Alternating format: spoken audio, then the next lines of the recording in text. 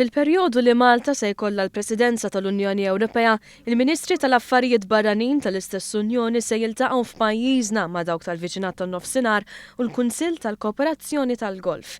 Din se tkun l-ewwel darba li ssir laqgħa ta' dan it-tip bejn ministri minn 3 reġjuni. Dan ħabbru l-Ministru għall-Affarijiet Barranin George Vella meta kienet jindirizza konferenza tal-aħbarijiet flimkien mal-Ministru tal-Affarijiet Barranin tar-Repubblika Ċeka Lubomir Zaorek. Intqal li waqt din il-laqgħa se jkunu diskussi kwistjonijiet ta' interess komuni li qed jaffettwaw l-Unjoni Ewropea, il-Mediterran u r-reġjun tal-Lvant Nofsani u l-Afrika ta' fuq. Dwar Malta u r-Repubblika Ċeka l-Ministru Vella qal li kienu diskussi rabtiet bilaterali fil-waqt li kien hemm qbil li dawn għandhom jissaħħu iktar. Dan hekk kif jeżisti turiżmu raġonevoli mir-Repubblika Ċeka lejn pajjiżna, diversi studenti Ċeki jiġu Malta jitalmu l-Ingliż fil-waqt li hemm diversi shareholdings Ċeki bbażati f'pajjiżna. Il-Ministru Ċek qal li pajjiżu jħares lejn Malta bħala sieħeb importanti, hekk kif pajjiżna għandu għarfien tajjeb ħafna tal-kwistjonijiet li qed iħassbu lill-Unjoni Ewropea.